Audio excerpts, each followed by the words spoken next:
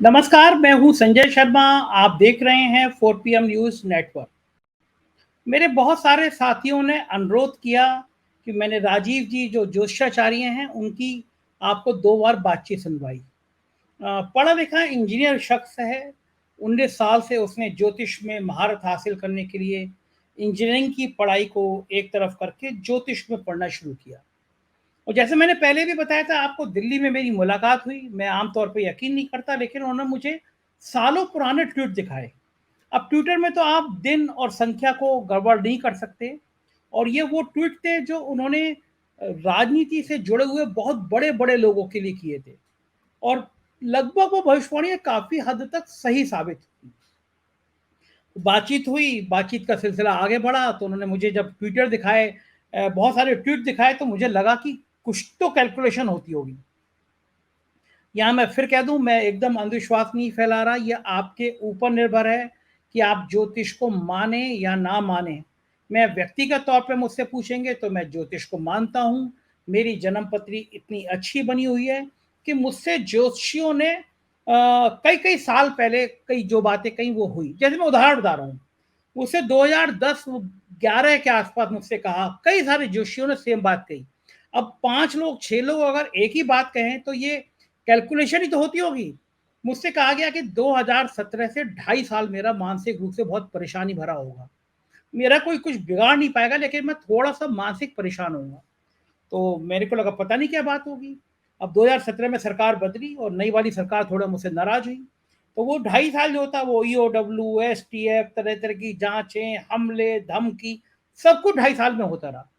लेकिन ये भी लिखा था कि मेरा 2027 तक इतना बढ़िया समय है कि ये कितनी धमकियाँ हों, कितनी एसटीएफ लग जाए, कितनी ईओडब्ल्यू हो जाए, मेरे ग्रह इतने अच्छे हैं कि मेरा कुछ बिगड़ेगा नहीं। तो मैं ये बात इसलिए माना कि वो 2.5 साल बड़े यूपी के बड़े से बड़े नौकरशाह मेरे पीछे लगे हुए थे। 6-6 इंस्पेक्टरों की ईओडब्ल्यू की टीम बना दी गई थी। एसटीएफ के बड़े-बड़े आका मेरे पीछे लगे हुए थे। मेरी गाड़ी का पीछा होता था।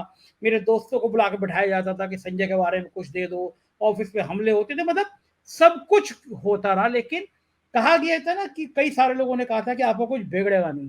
तो मानसिक परेशानी तो होती है जब सब तरफ से हमले हो रहे हो, लेकिन बिगड़ा कुछ नहीं। और ये भी कहा था कि 27 तक मेरा समय बहुत अच्छा है। तो मैं देख रहा हूँ कि आप सब मेरे दोस्त जो हैं वो लगातार मेरा चैनल इतनी तेज़ी से बढ़ा रहे हैं, 1 मिलियन के होने के पास पहुँच गया हूँ मैं, तो वाक़ई में समय अच्छा है। तो आज सुबह से मेरे पास कम से कम 2 दर्जन मैसेज आए अलग-अलग दोस्तों के कि प्रधानमंत्री जी अमेरिका गए हैं। 2009 यानी मनमोहन सिंह के कार्यकाल के बाद ये लंबे समय के बाद ऐसा हुआ है कि अमेरिका ने प्रधानमंत्री जी को राज अतिथि का दर्जा दिया है। तो मेरे दोस्त जानना चाहते थे कि ये केवल अमेरिका की डील है, क्योंकि सबको पता है 8, 9, 10 महीने बाद चुनाव होने वाले हैं।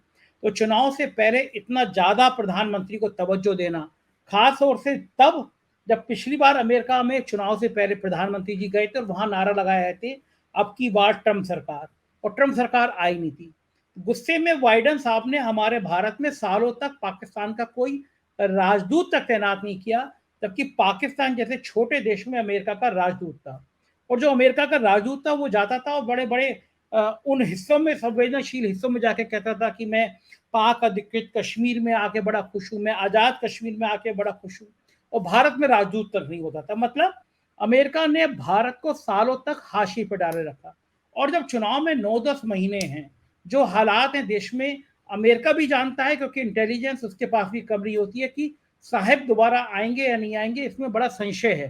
क्योंकि बिहार है, महाराष्ट्र है, कर्नाटक है, बंगाल, ये ऐसे राज्य हैं यहाँ से 100 सवा 100 सीटों का डेंट पड़ता हुआ नजर आ रहा है। तो जाहिर है साहेब के दोबारा आने की संभावना कम हो रही है। ऐसे में अचानक अमेरिका का प्रेम आ जाए साहब के प्रति, बुलाए, राज अतिथि का दर्जा करे। तो मैंने पहले भी, कई दिन पहले भी, अपने 5-6 दिन पहले भी कहा था, कहीं ये हजारों करोड़ की हथियारों की डील का खेल तो नहीं है। अमेरिका मास्टर है, अपने हथियार बेचने में मास्टर है। वो जहां जहां जिन जिन मुल्कों में उसके हथियार बिक सकते हो, उनके लिए कुछ भी कर सकता है। तो क्या साहेब को फांस कर, साहेब को जाल में बिछा के कोई डील तो नहीं करने जा रहा है। मेरे दोस्तों ने कहा कि मैं इन ज्योतिषाचार्य राजीव जी को फिर बुलाऊं और पूछूं कि इस बार जो प्रधानमंत्री जी गए हैं, वो दौरे का क्या असर होगा। तो मैंने अनुरोध किया, चलते हैं हम सीधे दिल्ली राजीव जी के पास, उनकी ज्योतिष, उनकी कैलकुलेशन को सुनते हैं। क्या कहते हैं वो प्रधानमंत्री का दौरा, अमेरिका का दौरा कितना शुभ होगा प्रधानमंत्री के लिए और कितना शुभ होगा देश के लिए? आइए सीधे हम राजीव जी के पास चलते हैं। स्वागत है राजीव जी, और आपके वीडियो जो हैं दर्शकों को बहुत पसंद आते हैं। और आपने जो पिछली बार भविष्यवाणी करी, मेरे पास देश के बहुत बड़े-बड़े नौकरशाहों ने, राजनेताओं ने नंबर भी लिया आपका। मुझे यकीन है कि आप बहुत परेशान हुए होंगे, क्योंकि कम से कम 100 लोगों को तो मैंने ही नंबर दिया। लोगों को बड़ा यकीन हुआ कि भाई राजीव जी को हमने ट्विटर पे देखा और उनकी पिछले कई सालों वाली भविष्यवाणियाँ देखी, बड़ी हिट हुई। अच्छा, मैं भी व्यक्तिगत रूप से तब ज़्यादा प्रभावित हुआ था जब नोटबंदी हुई थी, और उस समय मेरे जैसा व्यक्ति भी मान रहा था ये बहुत बड़ा फैसला है, साहसिक फैसला है। और आपने 1 घंटे बाद कह दिया था ये फैसला सरकार के लिए बहुत भारी पड़ेगा। वही हुआ, तो उसके बाद मैंने लगातार ट्वीट देखे भी थे आपके, जो बहुत बहुत सही हुए थे पॉलिटिकली। तो बाकी मेरे जो मित्र थे, चूँकि बहुत बड़े-बड़े नौकरशाह थे, उन्होंने भी आपका ट्विटर अकाउंट खंगाला। तो लोगों ने कहा कि पॉलिटिकल जानकारी इतनी सटीक किसी जोशी की देखी नहीं उन्होंने। हालाँकि बड़े-बड़े गोदिया मीडिया के चैनल कई-कई जोशियों के नाम पे बिठा दिया करते हैं, उनसे फिर दिन भर रामायण सुना करते हैं। लेकिन आप, चूँकि सबसे बड़ी बात ये आप खुद इंजीनियर हैं, आप इंजीनियरिंग करके आपने ज्योतिष की पढ़ाई करी और कैलकुलेशन आपकी बहुत सही हुई। तो मुझसे मेरे मित्र जो हैं आज सुबह से एक प्रार्थना कर रहे थे, रिक्वेस्ट कर रहे थे, और बड़े प्यार से कह रहे थे कि ये पूछूँ मैं उनसे कि 9 साल के शासन के बाद अमेरिका ने बड़े प्यार के साथ हमारे प्रधानमंत्री को बुलाया है, राज अतिथि का दर्जा दिया है। तो ज़ाहिर है कि किसी भी राष्ट्र के लिए ये गौरव की बात है कि उसके देश का प्रधानमंत्री दुनिया के सबसे ताकतवर देश में इस हैसियत से जाए कि उसको राज अतिथि का दर्जा मिले। मनमोहन सिंह भी गए थे इस हैसियत में, मनमोहन सिंह को भी इसी तरह का दर्जा मिला था। तो मुझसे लोगों ने जानना चाहा कि मैं आपसे पूछूं कि प्रधानमंत्री मोदी जी, आपने चूंकि कहा था कि आप तब मानते हैं जब घटना शुरू होती है, तो आप जी। मोदी जी किस क्षण में गए हैं वो आपने कैलकुलेशन करी। अब आप मुझे बताइए कि मोदी जी के जाने के समय आपके हिसाब से, ज्योतिष के हिसाब से क्या काल था? वो शुभ था, अशुभ था? मोदी जी जो बहुत बड़े-बड़े रक्षा सौदे करने जा रहे हैं, हज़ारों करोड़ के होने के अनुमान है, गोदी मीडिया के चैनल चिल्ला रहे हैं। पूरे घटनाक्रम में आपका क्या मानना है, मोदी जी का दौरा सफल रहेगा या असफल? देखिए संजय जी, मैं आपके दर्शकों को ये बताना चाहता हूँ, देशवासियों को भी, कि मुहूर्त एक शास्त्र है, जो मुहूर्त का दूसरा काल भी है, जो पंचांग सुधि तिथि, नक्षत्र, कर्ण, वार और योग से बनता है। तो इसमें हमारे पंचांग में आप देखेंगे, जो दर्शक जानते होंगे, पंचांग में नाना प्रकार के मुहूर्त होते हैं। उसमें आपका क्या नाम है, जनेऊ का मुहूर्त होता है, उपनयन संस्कार होता है, नामकरण संस्कार होता है, विवाह के मुहूर्त होते हैं। तो इसमें यात्रा का भी मुहूर्त होता है। तो यात्रा पूर्व काल में राजा जो है, जब अपने राजगुरु से कंसल्ट करता था, किसी राज्य पे उसको युद्ध करने के लिए जाना हो, या किसी राज्य से अपने कोई बिजनेस व्यापार के लिए अगर उसको जाना हो, तो उसमें वो बकायदा मुहूर्त का अध्ययन किया जाता था। तो इसी इसी पैटर्न पर मैंने ये देखा कि जब नरेंद्र मोदी जी यहाँ से अपने भारत से यात्रा शुरू कर रहे हैं, तो उन्होंने ट्वीट किया है, वो लगभग 7:07 का है। नरेंद्र मोदी जी का खुद ट्वीट मैंने आज देखा था। तो नरेंद्र मोदी जी, इसका अर्थ ये है कि 7 बजे अपने घर से निकल गए हैं। तो 7 बजे पे हमने कहा कि जैसे मैंने आपको बताया कि गणना है पूरी, काल गणना इसको हम कहते हैं, ज्योतिष का दूसरा अर्थ काल गणना है। तो मेरे दिमाग में एक प्रश्न आया, भाई क्यों ना इसको एक कुंडली बना के देखा जाए कि भाई इनकी यात्रा का भारत को क्या लाभ होगा, नरेंद्र मोदी जी के लिए क्या लाभ होगा। तो इसमें मिथुन लगन निकल के आया, मतलब उस समय ब्रह्मांड में मिथुन लगन था। अब मिथुन लगन का स्वामी बुध होता है। बुध इस समय वृषभ राशि में, टॉरस राशि में, मतलब जो आपके अपने लगन से 12वें घर में। पहली बात दर्शकों को ये बता दूं, लगन से आपकी फिजिकल बॉडी डिफाइंड होती है, और जो जहां पर चंद्रमा प्लेस होता है आपके हॉरोस्कोप में, वो आपका स्टेट ऑफ माइंड है। तो इसका अर्थ ये निकला कि भारत जो है, और दूसरा बात, मुझे इसमें इस घटना में भारत की कुंडली भी देखनी पड़ेगी। दर्शकों को बताना चाहता हूं कि भारत की कुंडली जो बनी थी रात को 12:01 पे 1947 में, बकायदा पंडित नेहरू तो नहीं बहुत ज्यादा मानते थे, राजेंद्र प्रसाद जी बहुत ज्यादा मानते थे ज्योतिष को। तो ये अंग्रेजों ने अपनी उसमें लिखा है जाते हुए कि भाई किस तरह से जो 2 जोशी बुलवाए गए थे भारत की आजादी का मुहूर्त निकालने के लिए। तो जो जोशी आए थे, वो थे पंडित सूर्यनारायण व्यास उज्जैन वाले, और पंडित हरदेव शर्मा शास्त्री सोलन वाले, इन्होंने 12:01 का समय निकाला, तो वो भारत की कुंडली टॉरस लगन की निकल के आई। तो अब नरेंद्र मोदी जी अमेरिका जा रहे हैं, तो मुझे एक घटना देखनी है, तो मैं भारत की कुंडली को क्लब करके नरेंद्र मोदी जी का आज का यात्रा का जो निकलना है उससे क्लब करूंगा। तो इंटरेस्टिंग पार्ट ये है कि भारत की कुंडली में धनवाव है, मिथुन राशि, तो इसका मतलब यह है कि भारत की, और इधर मिथुन लगन में 12वें घर में बुध होने का अर्थ ये निकला कि हम जो अपेक्षा कर रहे हैं इस यात्रा से, वो अपेक्षा पूरी नहीं होगी। मतलब इसमें जो है जिस जिस उम्मीद के साथ भारत जा रहे हैं, या हमारा मीडिया दिखा रहा है, या राजनीतिक कुछ लोगों को कि सत्ता वाली पार्टी को कुछ अपेक्षाएं होंगी, वो अपेक्षा इसमें पूरी होती हुई नजर नहीं आ रही हैं। इसमें भारत जो है बेसिकली जब दो पक्ष हम देखते हैं तो कौन स्ट्रांग रहा, तो डिक्टेटिंग टर्म्स में अमेरिका आता है। अमेरिका ने, और आप देख भी रहे हैं कि भाई भारत ने लगभग 3.6 बिलियन डॉलर का ड्रोन का ऑर्डर दिया है। तो हमने एक यात्रा की कि हमने उसको खुश करने के लिए कुछ पैसे दे करके हमको ये सारा अरेंजमेंट मिला है। आप जानते ही हैं कि अमेरिकन, हमारे गुरुजी कहा करते थे, American are very selfish community. यहाँ वो बिना बिजनेस इंटरेस्ट के कभी कोई बात करते ही नहीं है। तो भारत का जो भी अभी मान सम्मान हो रहा है प्रधानमंत्री जी का, तो उसके पीछे एक भारत की बहुत बड़ा धनराशि का खर्च का ऑर्डर है जो उनको इस यात्रा के लिए हुआ। तो हमने ये देखा कि भाई लाभ तो हमारे को होता नहीं है इसमें, हम उल्टा अपना अपना जो है 3.6 बिलियन का ऑर्डर लेकर के वहां पहुंचे हैं। और एक जानकारी और मैं बताता हूं आपको, जो नरेंद्र मोदी जी जो 2 सदन को एड्रेस करेंगे, उसमें मुझे अखबार के जरिए पता लगा कि वहां रिपब्लिकन पार्टी का जो स्पीकर है उसने इनवाइट किया है। बाइडेन एडमिनिस्ट्रेशन की बजाय स्पीकर वहां पर होता होगा उनके कॉन्स्टिट्यूशन में, मुझे नहीं जानकारी। तो और रिपब्लिकन पार्टी से नरेंद्र मोदी जी की पहले से ही अच्छी टर्म्स रही हैं, डोनाल्ड ट्रंप वाली पार्टी है रिपब्लिकन पार्टी। तो नरेंद्र मोदी जी अगर एड्रेस करें, उससे पहले भी नरेंद्र मोदी जी ने एड्रेस किया, तब भी वो ट्रंप थे उस समय। तो इसके अंदर भी मैं ये देखता हूं कोई अचीवमेंट वाली बात नहीं है, आपके पुराने रिश्ते थे उन्होंने बुलाया, दूसरा आप खर्च करके जा रहे हो। ये तो एक ऐसी बात है कि अगर मैं आपसे कहूं कि आप मेरे चैनल पे कोई प्रोग्राम चला दीजिए, मैं पैसे आपको दे दूंगा, आप मुझे कॉफी पिलाने के भी मैंने आपको पैसे दिए और मेरे को आपने चैनल पे चांस दिया। तो ये इस यात्रा से जो है केवल जो बायलैटरल ट्रेड की बात हम करते हैं, America will dictate the terms. Rajiv ji, मुझे याद है कि जब मोदी जी ने नारा दिया था कि अब की बार ट्रंप सरकार, तो आपने शायद कोई ट्वीट किया था। जी, क्या ट्वीट था वो?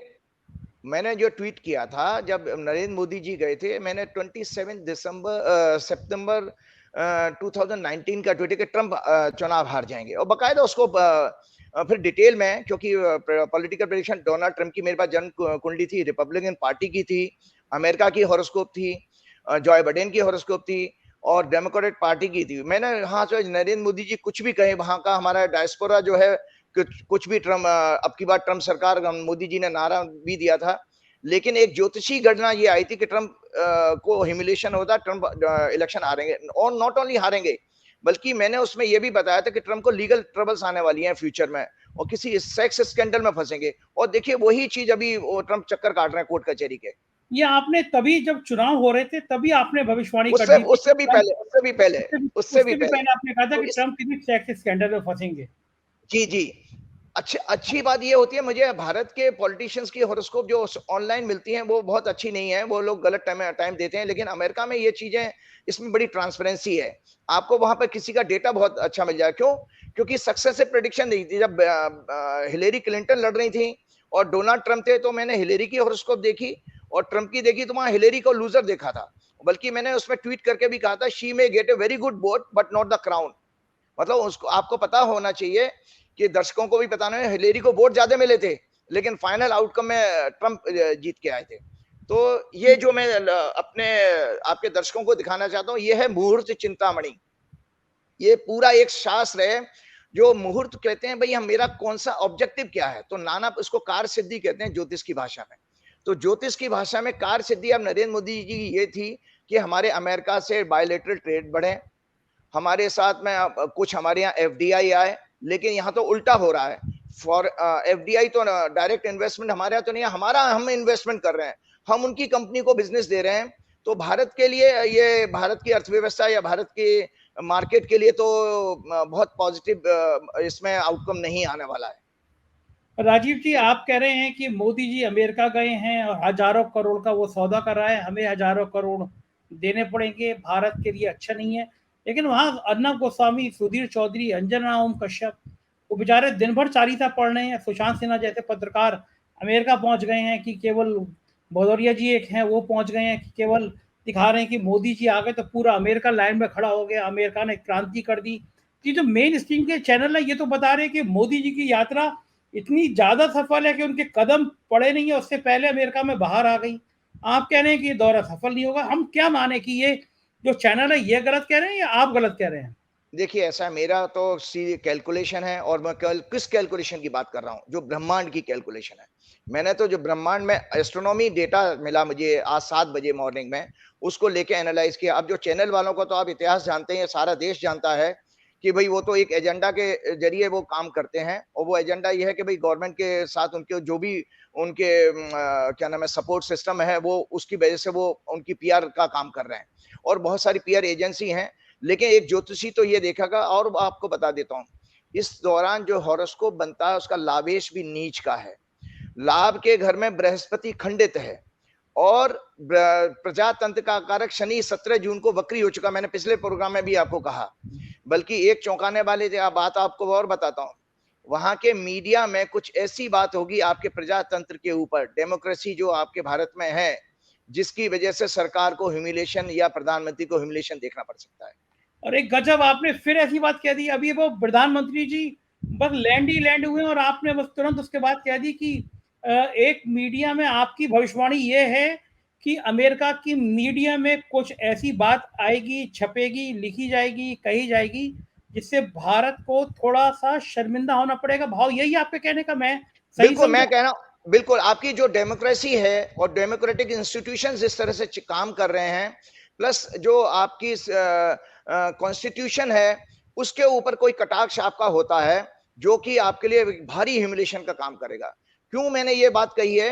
क्योंकि शनि को, वक्री शनि को मंगल नीच का देख रहा है, और मैंने आपको बता दिया कि हमारे भारत की कुंडली में शनि जो है 9वें घर का स्वामी है। 9वें घर से डेमोक्रेटिक इंस्टीट्यूशंस आते हैं, और 10वां घर हमारा राजा का है। तो राजा को ह्यूमिलेशन देखना पड़ रहा है कि आपकी डेमोक्रेसी पर कोई क्वेश्चन मार्क लग रहा है वहां की मीडिया के द्वारा, यहाँ वहां के इंटेलेक्चुअल के द्वारा भी। तो एक ये सेटबैक और आ रहा है कि फाइनेंशियली हमारे को कोई लाभ नहीं हो रहा, हम तो पैसा दे करके अपना विजिट करवा रहे हैं।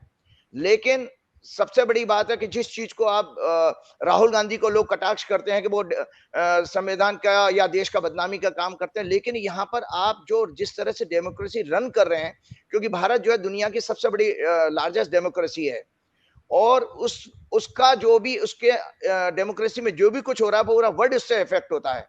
तो अमेरिकन मीडिया जो है वहां के बिल्कुल इंडिपेंडेंट है, इंटेलेक्चुअल्स भी वहां के बहुत पावरफुल हैं, और सीधा वो अपने प्रेसिडेंट और उनको छोड़ते नहीं है, उनको डायरेक्ट अटैक करते हैं।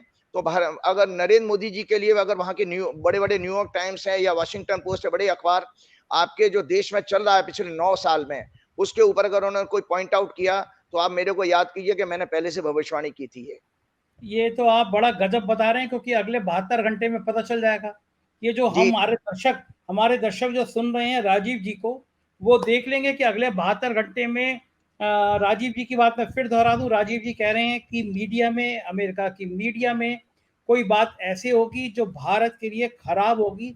ईश्वर करे, आज मैं दुआ कर रहा हूँ इनकी ये भविष्यवाणी गलत साबित हो, ऐसी कोई बात ना हो जो भारत के लिए भारी साबित हो, क्योंकि ये हमारे देश से जुड़ा हुआ मामला है। लेकिन राजीव जी कह रहे हैं कि वहां की मीडिया में कोई बात ऐसी आएगी जो भारत के लिए खराब साबित होगी।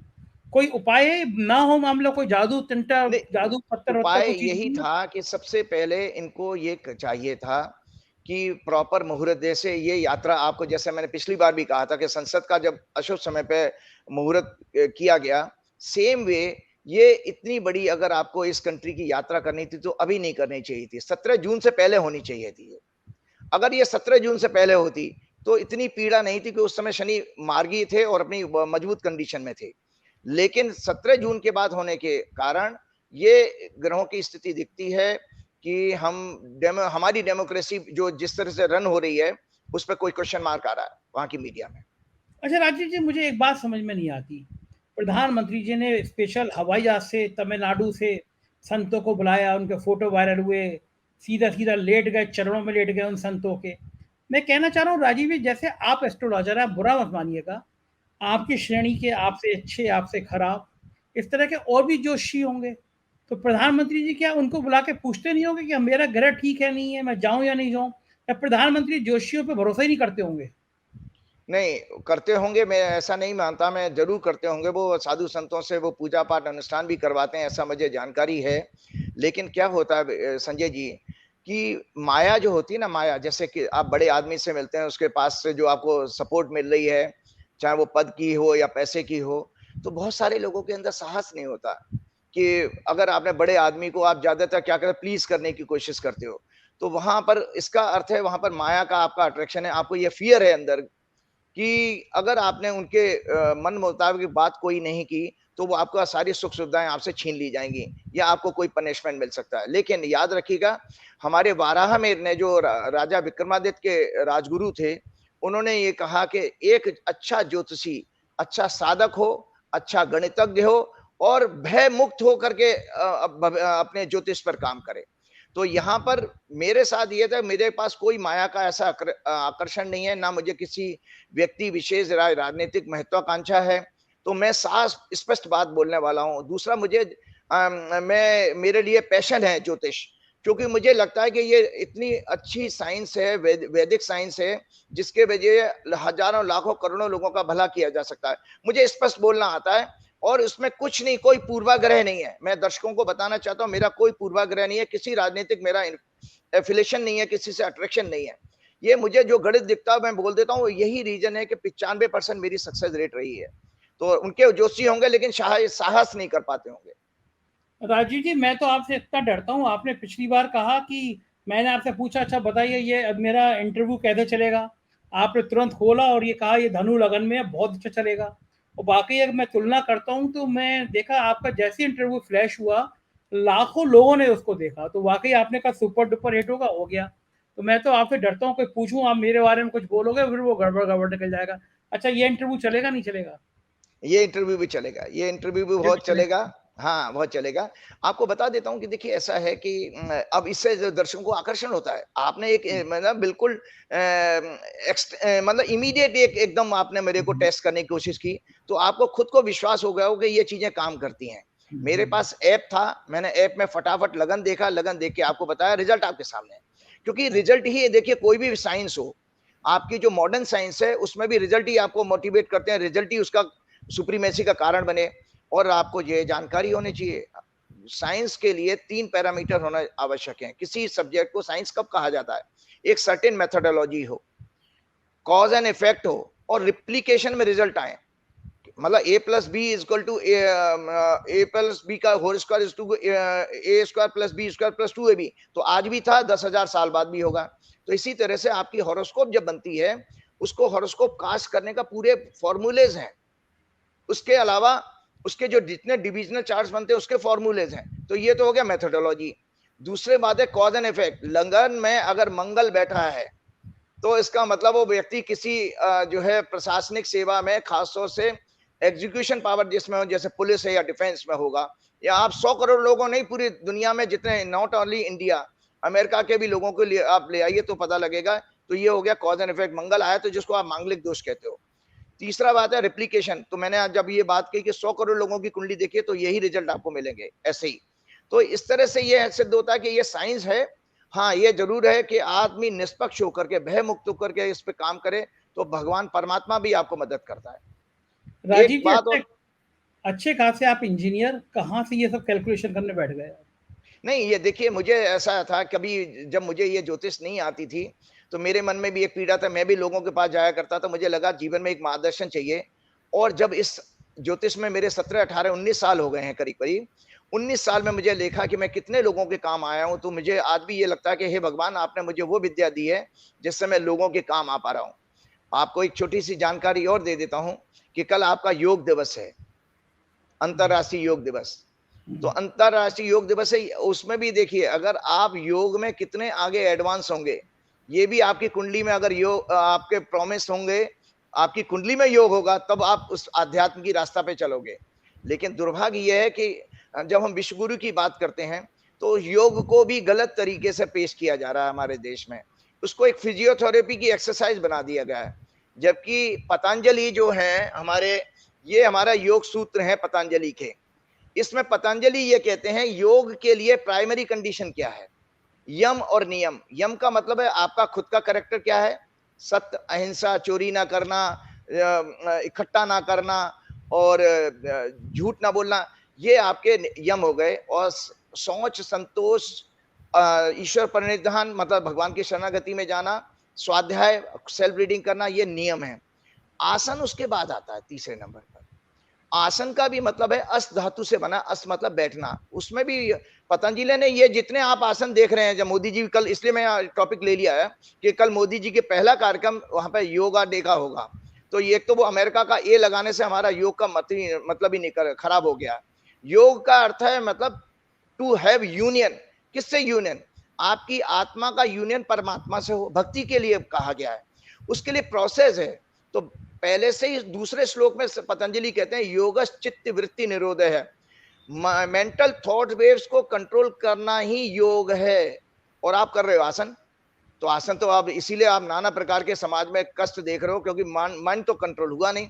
योग में चले गए तो फिजियोथेरेपी होगी। बिल्कुल ठीक है राजीव जी, हम 3-4 दिन बाद आपसे फिर बात करेंगे आपकी एक भविष्यवाणी को आजमाने के लिए कि क्या अमेरिका की मीडिया में कोई बात ऐसा होगा जो भारत के लिए बहुत शर्मनाक हो। अब मैं बिल्कुल नहीं चाहूँगा कि ऐसी कोई बात हो। मैं चाहूँगा कि अमेरिका की मीडिया प्रधानमंत्री का और भारत का गुणगान करें। देखना ये है कि आपकी भविष्यवाणी इस बार क्या रूप दिखाएगी। बहुत बहुत शुक्रिया राजीव जी हमसे बात करने के, समय देने के लिए। सुना आपने, ये थे जोशाचार्य राजीव जी जो कह रहे थे कि प्रधानमंत्री जी इस काल में गए हैं कि हमारे पैसे चले जाएंगे, अमेरिका हमसे पैसे ले लेगा लेकिन हमें फायदा नहीं मिलेगा। और लेकिन एक बहुत खतरनाक भविष्यवाणी जो करी है कि मीडिया में कुछ ऐसा आएगा, ईश्वर करे फिर ऐसा ना हो। लेकिन देखते हैं, 3-4 दिन का बात है तो क्या होगा। अगर कुछ बात ऐसी होती है जो मैं फिर कहूँगा ना हो, होती है तो फिर हम राजीव जी से बात करेंगे। अपने कमेंट बॉक्स में जरूर बताइएगा ये वीडियो, ये बातचीत आपको कैसे लगी। शुक्रिया, थैंक यू।